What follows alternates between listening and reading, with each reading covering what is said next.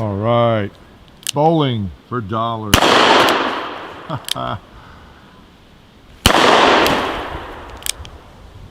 Another bowling pin. Another bowling pin. And a 2-liter. I do believe that is 6. Hickok 45.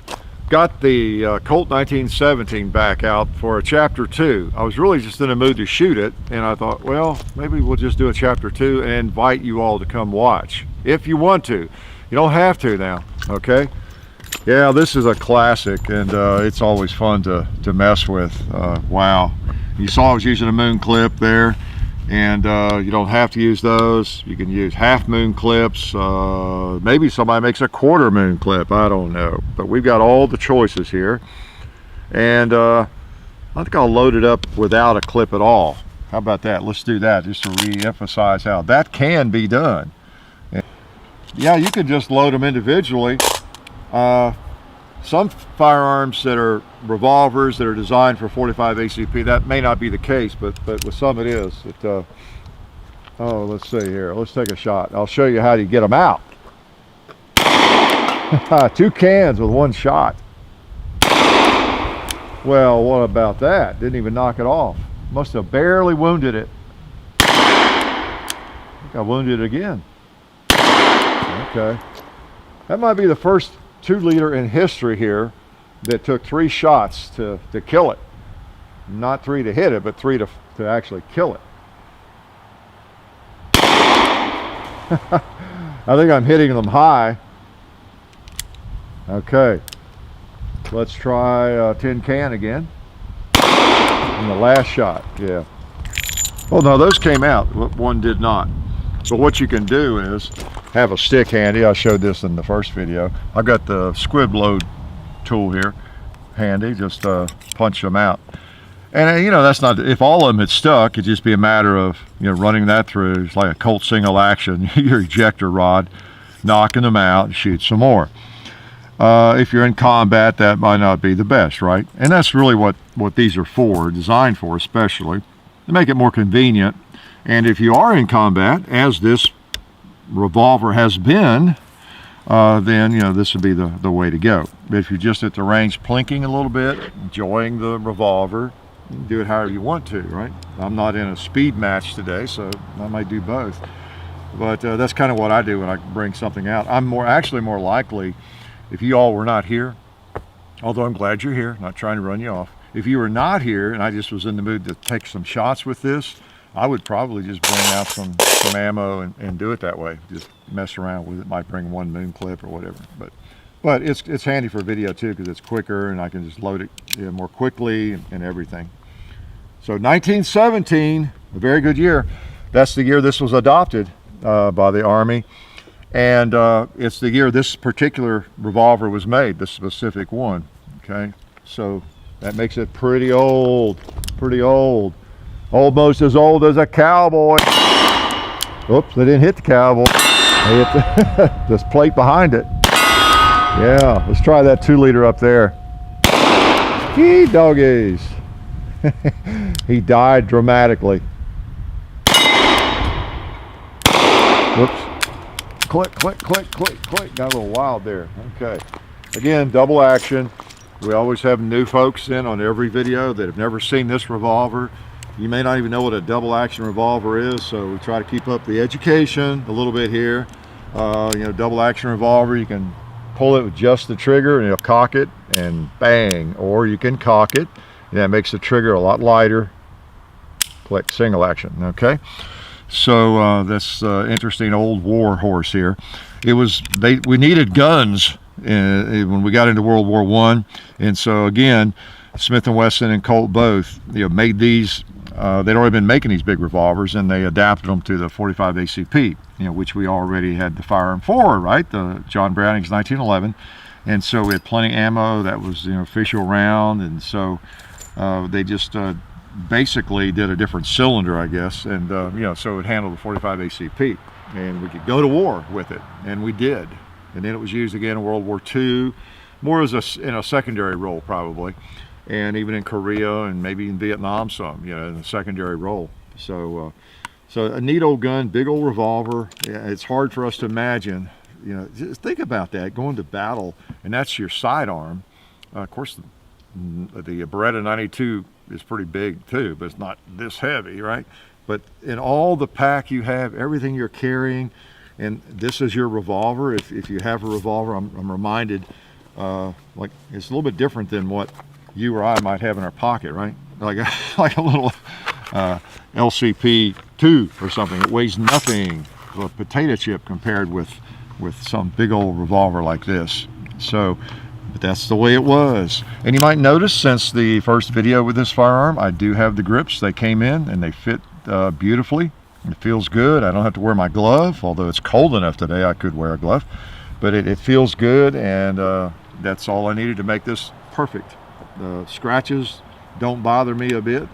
It's pretty cool. Oh, one thing I was going to show you too, even in the chapter 2 videos, we like to give you a little bonus or maybe something we forgot to say in the first video, and generally don't charge any extra. I don't think I have taken any of these out. I think a couple people were asking over the years how you get these cases out of here, and sometimes they can be really stiff. Well, this is one method. There are several tools for it. I don't compete with these anymore. I used to with a 625. I think there's some better tools now, but you kind of get that hole there and just pull it out. There we go. Just grab each one individually. I think you just go the other way there. Yeah, I've done this in a while. Yeah, some come out easier than others. Depends on I think who made the moon clips for one thing. And the last one is a little trickier than the others maybe. There we go. All right, so it's ready to load again. So, and then these things, you got to make sure they're flat. I know when I used to get ready to go to a match, I would test them. I'd load them up just like this. I did that today because I knew we were going to do a video, and I would put them in there and do that. I would do this before every match. And I know I'd always point it down a range. You wouldn't want to do this in your living room necessarily. Pull the hammer back just a little bit to release that, and make sure it's going to spin okay. All right, then I know it's fine. I take it out, put it back in my pouch, whatever. Because if this thing gets warped at all, you're not talking about you're talking about close tolerances by the time you get that moon clip and the ammo in there. So if it's off at all, then the whole thing could bind up on you. It might not do it. It might go in fine. The first 2 shots are fine, and all of a sudden the cylinder doesn't want to turn. And you don't want to determine that. You don't want to discover that in a shooting match, in a video maybe, but especially in combat, right? So, but now here's what most people use, I think, in World War II. They had the half moon clips. I showed that in the first video, and they work fine too. But that's how you get the cases out, just like that. Pretty neat, pretty neat. And you can get these little clips, you know, anywhere. Brownells, or bought a packet at gun shop not long ago. You just find them here and there. All right. So let's load him up and shoot him. These are neat old guns like this. That's one reason I invited y'all to come out, and actually thought I'd just make a chapter 2 rather than just come out and shoot on my own. All right, I do that often enough without you. I'm sorry. Don't get mad. Oh, we haven't put anything on the paper target. Let's hit that paper. It's on big 45 caliber holes in it. Yeah. Oh, hit some metal back there. Sound like. Yeah, 3's enough. Why don't I just shoot that thing over it back there? Yeah. I'll drop that plate maybe if I'm lucky. Yeah. How about a tree? Oh, caught him on the arm. There we go. Coffin. Click. I did notice, I don't know if I noticed that in the first video or my other shooting. The front sight is bent a little to the left. I don't know if y'all can tell. I'll hold it out there. It bent a little bit. So I don't know whether to get a hammer and beat it back, or maybe let a gunsmith do it. Yeah, so I don't know. What else? I've told you about everything about this thing that I know, but it's just neat. The markings, U.S. Army, model 1917, numbers all over it. Under the barrel, you know, United States property. So I'm probably a felon right now. I've got some United States property in my possession. Just kidding, it's all right. All the old military 1911s, you know, have that on them. It's okay. Just cool. Just a cool revolver. And these big old revolvers, if you've never held one or shot it, yeah, they're big and they're heavy, but they actually have a smoother action than you might expect. You know, it's kind of long, it's rather heavy, but they're fairly smooth. You get the feeling it's really quality. It's just made really well. Just feels good. And as much as this one's been through and beat up, I think I mentioned in the other video, these started out as blued, and then they were later parkerized, refurbished, parkerized, and that kind of thing. And this one has gone through that, and it's still kind of worn. And that's what makes these things even more interesting. This firearm right here might have been used extensively in World War I. Then after the war, was cleaned up and parkerized, you know, the matte kind of finish on it. Then it might have been used in World War II, you know, in this configuration. And that's why the grips were not right. They had maybe broken, come off. And in Korea, you know, you just don't know. Unfortunately, the firearms can't talk. Well, maybe we're glad they can't, you know. It'd be kind of a weird world if inanimate objects could talk to us, wouldn't it? All right, let's shoot that coffin now.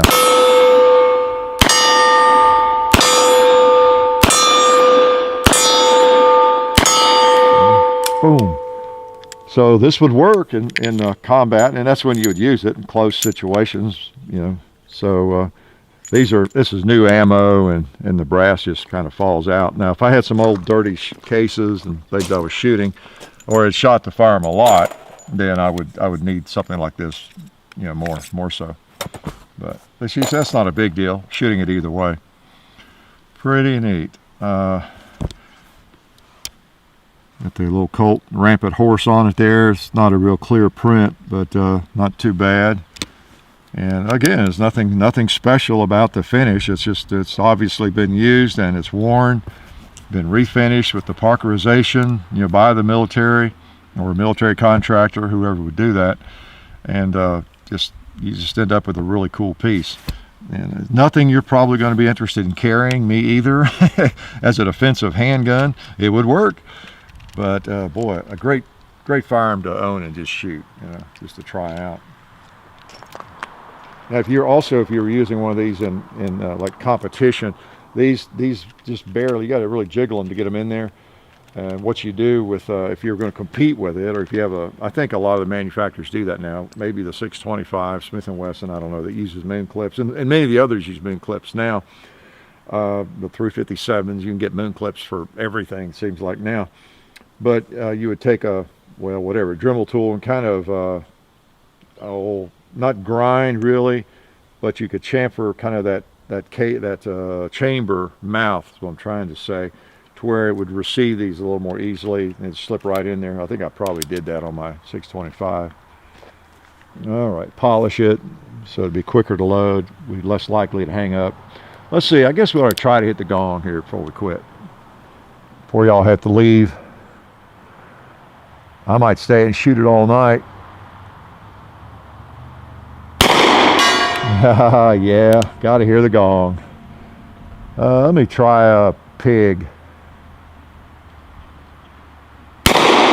Oh man, after all those years, it still shoots.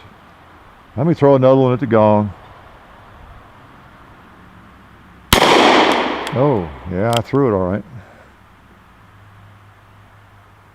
Oh, I love that sound. I think I saved a couple for this cowboy on the left. Yeah. Snake eyes on the old cowboy. Pretty neat, pretty neat. I'm going to stay around and shoot for a couple more hours, but I don't want to keep you too long. So moon clips, half moon clips, 1917, World War I, World War II, who knows where all this thing was used. It's this is what makes the hobby so interesting, really. It's one of the things that makes it interesting and fun, not just shooting. You know, shooting is fun, isn't it? I mean, shooting a basketball, throwing darts, whatever you're doing, it's just fun, it's addictive, it's just a lot of fun, really enjoyable.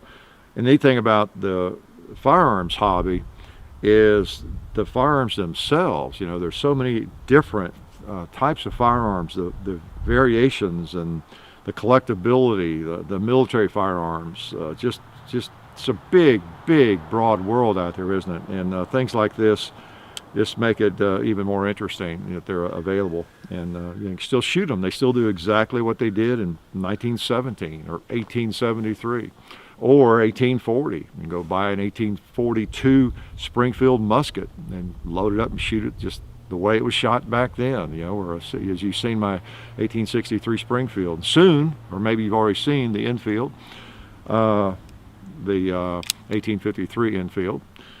But anyway, I digress. This is a pretty cool gun. Life is good. Since I'm still here, let me thank SDI for all their help. SDI is a fully accredited online gunsmithing school. Check them out at sdi.edu. We'd also like to thank Bud's Gun Shop and Federal Premium for all of their support.